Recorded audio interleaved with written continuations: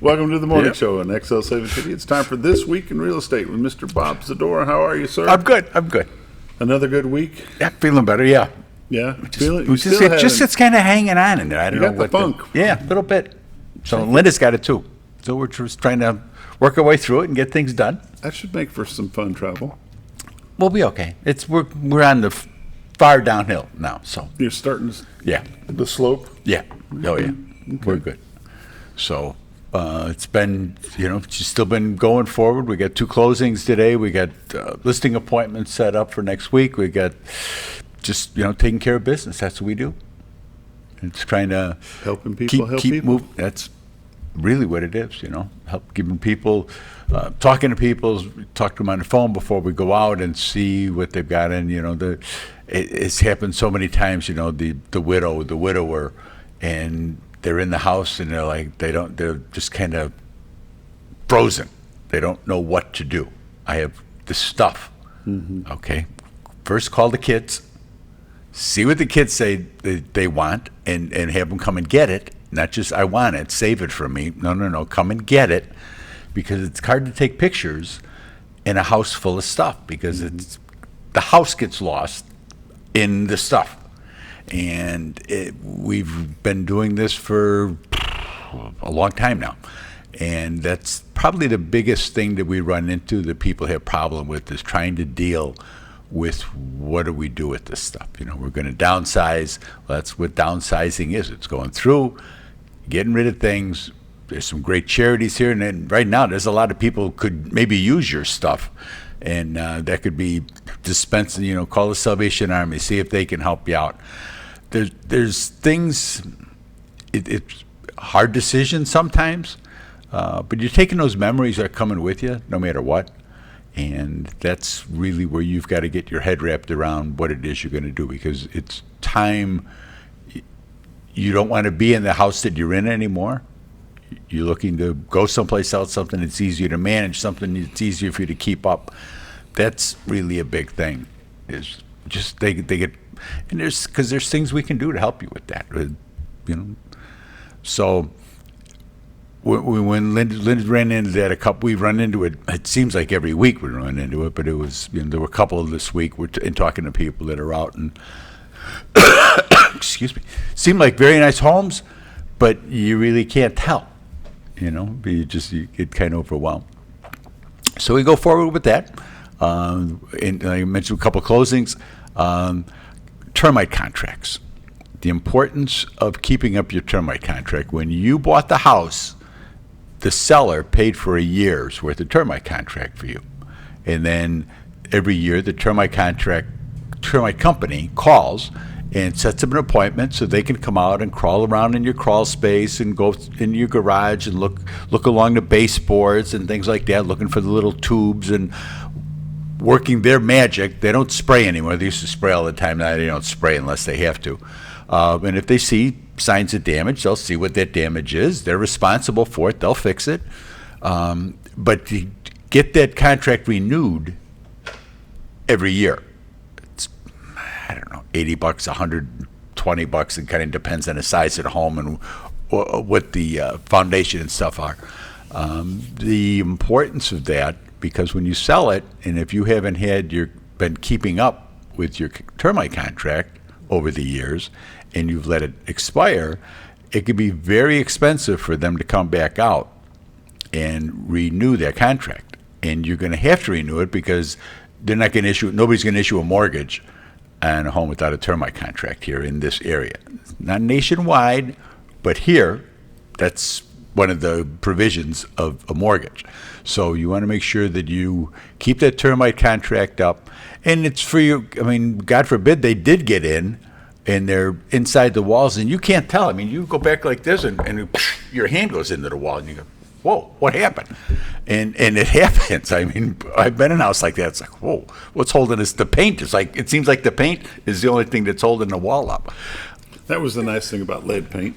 I see there's an upside for everything, isn't there?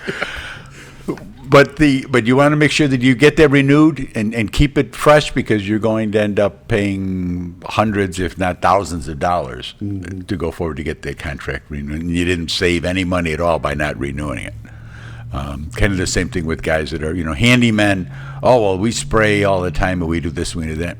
That doesn't transfer into a transferable contract from a termite company. Right. And the termite company doesn't care what. In fact, they may be a little more worried about what you were spraying in there, because their guys got to go in there now and check it out.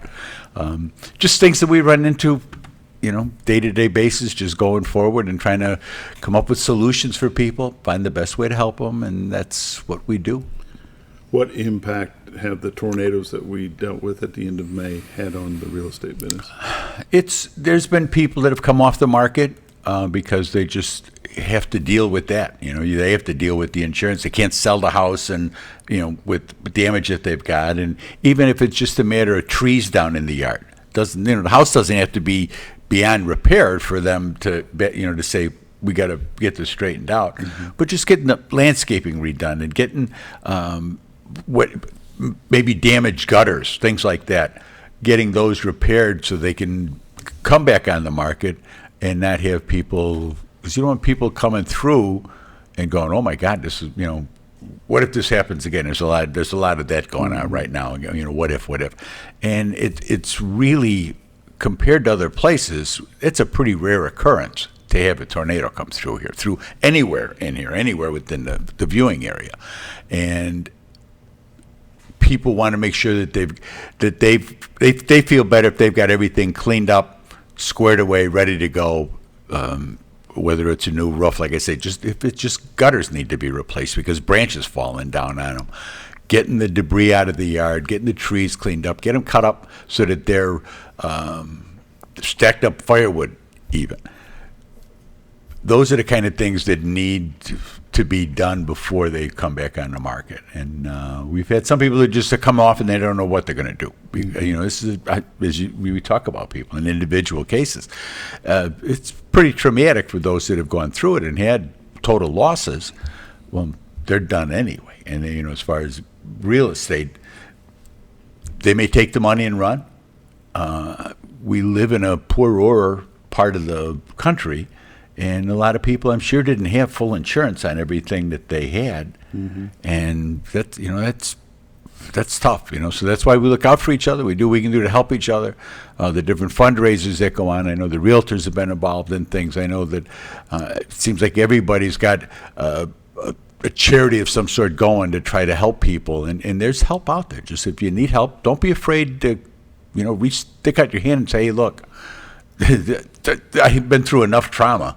I could use some help getting my back on my feet. And don't be afraid to ask for it. Don't be afraid. We talk about this, and we've been talking about it since it happened. This is not a widespread. The whole Baxter County has not been wiped out. It's been hit and miss. We've got several little areas that had some tree damage, a little bit of house damage, maybe a tree hit a roof or something. Briarcliff was hit the hardest in our area. In Marion County got over. I'm going to say over in Marion County, you've got the snow community. But it was a hit and miss thing. We don't want to sit here and talk doom and gloom about. Oh no! Don't come here because we're all wiped out. No, we're not. No, not at all. But yeah, exactly. And that's the perception that you get. When they watch the news and stuff. That's a presentation. Obviously, they go and they show damage. If it bleeds, it leads, and it's the same thing with them. So they would focus on one or two houses, and not everybody else. It's okay. And we saw that with the Gasville tornado when that came through years ago, and it's just life, and it happens anywhere. I'm glad I'm not. It seems like that 44 corridor down Highway 44. It seems to be like a tunnel. It's like it's. I don't know the topography of that or what, but it just seems that way, that they're constantly under those severe weather watches and stuff. Whether they have the weather now, but they're under those watches and warnings and things. We had the gentleman from FEMA here yesterday, and he made mention about how a tornado hops. Yes. And your house may have been totally wiped out, and 3 houses over, there's no damage at all. Right. The trees aren't even bent. Right. They're just strange animals. Yes, they are. And and, we get by, But people are still going to buy and people are still going to sell, and They sure are. the market's still going to go on. It is. It is. People still want to come here because they want to come here for all the good things that are here. They want to, they want to be able to start a new life. Everybody gets a fresh breath, as it were, when they come here, and they can kind of say, okay, I'm ready for that next chapter of my life. I always wanted to be. I always wanted to do. This is this is really a place where you can really do that, because there's so many opportunities for small business in here that maybe not in other places. And you see that. You see the places that open up, and men and women that come here is to look at us. I mean, I didn't know real estate from nothing, and we came here, and what we thought we were going to do and what we ended up doing is two totally different things. And we've been successful helping people with real estate and learning our trade and learning what to do and how to do it. Just a totally different deal than we did before. It's a long way from 16th and Kedzie, brother. I'll tell you that. A long way from 16th and Kedzie. Driving a squad car. Yeah, right. That's the middle of the west side over there. Let's take a look at your numbers. This week in real estate, look at that. It even saved it. Son of a gun. There were 65 new listings came on the market. 9 commercial properties, 19 parcels of land, 37 homes came on the market. They range in price from $44,000 to $795,000. 5 of them are taking backups. There were 32 sales, 14 parcels of land, 18 homes sold. They range in price from $30,000 to $920,000. So the average sale price this week was $250,000 with 85 days on market. 9 properties expired.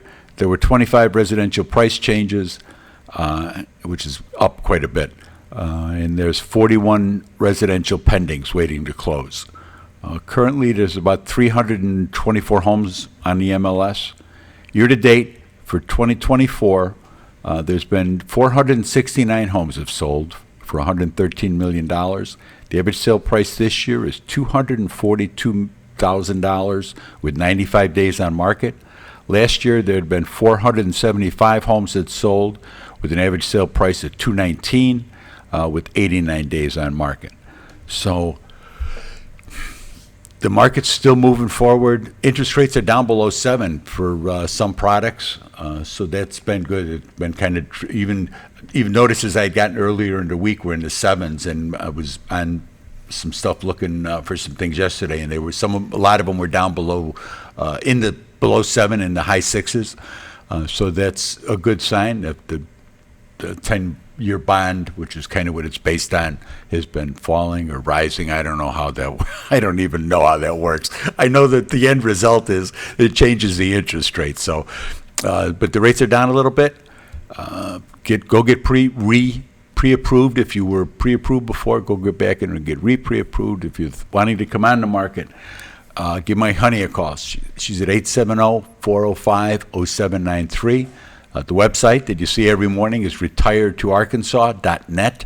The cameras are on there. There's real estate information on there. We've got the whole MLS on there. Let us help you get started. Takes a phone call, get you an idea of what it is you want to do, how soon you want to do it, and what it's going to take to get your house sold.